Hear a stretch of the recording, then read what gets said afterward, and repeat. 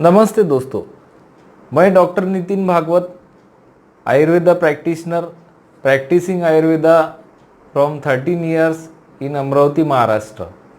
आप सभी का मेरे इस यूट्यूब मंच पर स्वागत करता हूँ। दोस्तों, हमारा ये चैनल शुरू करने का ये मकसद था कि जो भी हमारे युवा वर्ग है, जो भी हमारे भारत देश के यंगस्टर्स है, उनको उनके जो भी इंटीमेट हेल्थ के बारे में जो भी क्वेश्चंस है, उस क्वेश्चंस को सही तरह से साइंटिफिकली उसका समाधान दिया जाए, उसका आंसर दिया जाए।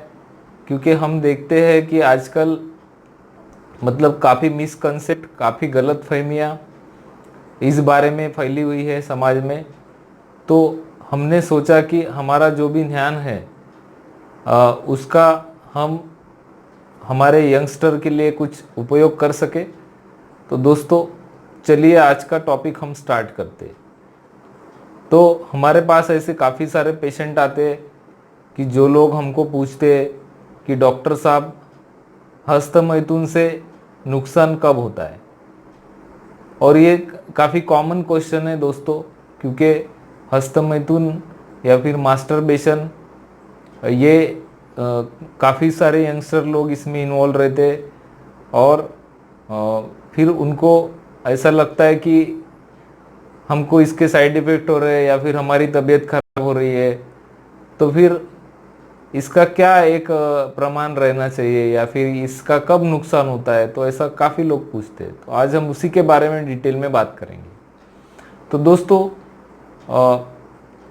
हस्तमैथुन जो है या फिर मास्टरबेशन जो है, ये अगर एक सीमित प्रमाण में किया जाए, एक लिमिटेड प्रमाण में अगर वो किया जाए,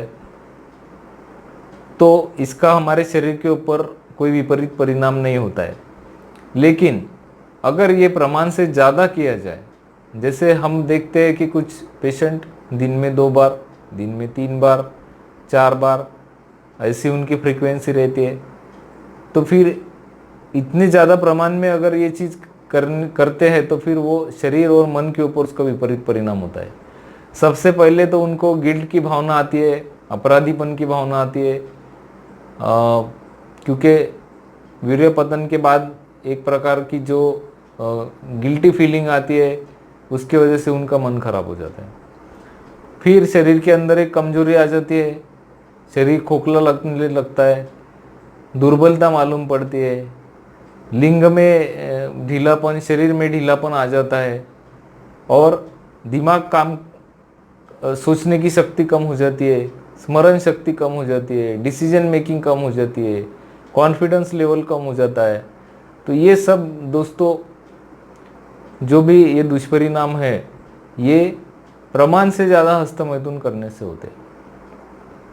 अब इसका क्या प्रमाण रहना चाहिए, ऐसा कोई किताब में दोस्तों लिखा हुआ नहीं है कि आप इसी प्रमाण में करो तो आपके लिए अच्छा है। लेकिन मेरा जो 13 साल का प्रैक्टिस का अनुभव है, तो मुझे ऐसा लगता है कि एक हफ्ते में 1 बार, 2 बार, महीने में 4 बार, ये प्रमाण इसका एक अपन बोल सकते हैं कि ठीक प्रमाण है।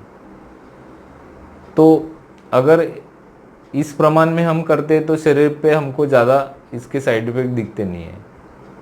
फिर आयुर्वेद में दोस्तों ऐसा भी बोला गया है कि अगर ज़्यादा प्रमाण में शुक्र क्षय होता है, क्योंकि जो वीर्य या फिर शुक्र जो है, जो हस्तमैथुन के बाद बाहर आता है, तो ये हमारे शरीर का सुप्रीम धातु रहता है, मतलब हमारे शरीर का सार रहता है।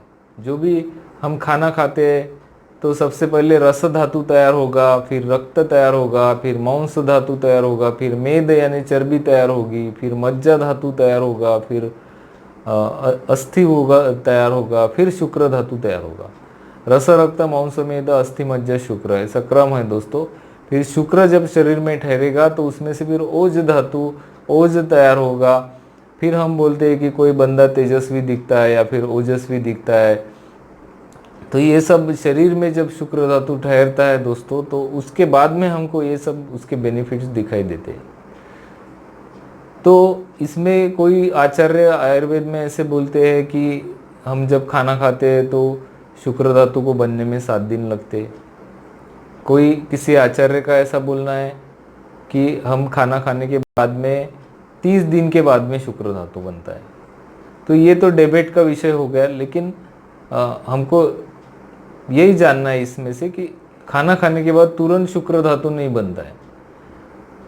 तो पहले तो रस बनेगा, रक्त बनेगा, फिर लास्ट में शुक्र बनेगा। तो ऐसा जो इम्पोर्टेंट शुक्र हमारे शरीर में तैयार होता है कि जो शुक्र एक स्पर्म, एक इजैकुलेशन में दोस्तों 20 to 100 मिलियन ऑफ स्पर्म्स पर ml उसका प्रमाण रहता है। उसमें का खाली एक स्पर्म इतना पावरफुल रहता है कि वो एक पूरे आदमी को जन्म दे सकता है। इतना उसमें रीजनरेशन की उसमें कैपेसिटी रहती है। तो आप सोचो कि वो अपने शरीर में अगर रुकेगा तो अपने शरीर को कितना फ़ायदा करेगा।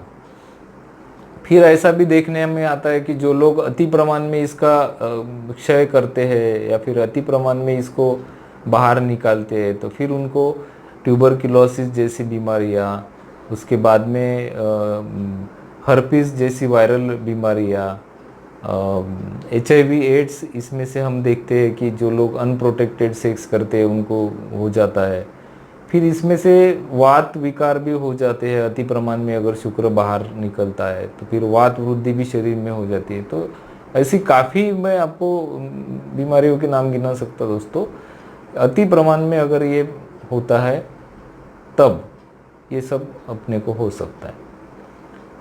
और अब इसमें ऐसा है कि अगर किसी को ऐसा हो भी गया, समझो किसी को बहुत ज़्यादा शुक्र क्षय की वजह से शरीर में कमजोरी आ गई है, फिर उनको ऐसा डर लगता है कि हमको आगे कैसा होगा, शादी है या फिर बच्चे पैदा करना है तो कैसा होगा, वो डिप्रेस रहते हैं, कॉन्फिडेंस लेवल लो हो चुका रहता है। तो ऐसे लोगों के लिए आयुर्वेद में बहुत अच्छी ट्रीटमेंट है। उसके लिए मैं कुछ सिंपल 2-3 दवाइयाँ बताऊंगा, उसका आप वापर करो, यूज़ करके देखो, फिर मुझे बताओ कि उसका कितना फ़ायदा होगा। जिन लोगों को अति शुक्र क्षय की वजह से कमजोरी आ चुकी है, उन्होंने चंद्र प्रभावटी लेना है सवेरे शाम। बाद में अश्वगंधा की घनवटी आती है, वो आप सवेरे शाम एक एक गोली ले सकते हैं। उसके बाद आप अश्वगंधा रिष्ट नाम का बॉटल आता है, उसके 2-2, 4-4 चम्मच सवेरे शाम ले सकते हैं। वंग भस्म आता है, वो एक एक चुटकी आप दिन में 2 बार ले सकते हैं। स्वर्ण वंग भी आता है, वो थोड़ा महंगा रहता है, वो भी आप ले सकते हैं। फिर वसंत कुसुमाकर नाम की एक बहुत अच्छी दवाई है, थोड़ी महंगी रहती है, उसमें सुवर्ण रहता है, लेकिन वो बहुत इसमें फ़ायदा करती है। जिनको कंटिन्यूसली मास्टरबेशन के विचार आते हैं, जो लोग एडिक्ट हो चुके हैं, जिनको उसके सिवा कुछ भी दिखता नहीं है, ऐसे लोगों को भी शक्ति और बल बढ़ाने के लिए वसंत कुसुमाकर बहुत अच्छा काम करता है दोस्तों। ऐसे बहुत सारी दवाइयों के मैं आपको नाम बता सकता, लेकिन आप सिर्फ इतनी दवाइयाँ यूज़ करके देखो। और आपको फिर भी अगर आपको रिज़ल्ट नहीं मिलता है तो हमारे क्लिनिक के नंबर पे आप कांटेक्ट कीजिए, हम आपको उसमें पूरा सहयोग करेंगे।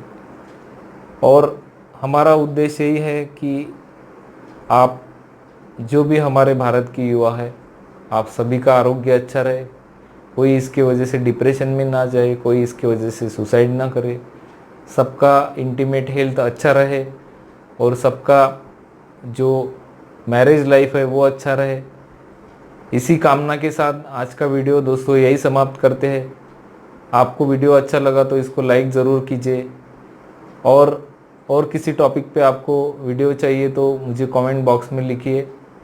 फिर से एक नए टॉपिक के साथ मिलेंगे, तब तक के लिए अपना ख्याल रखिए। नमस्ते, जय हिंद।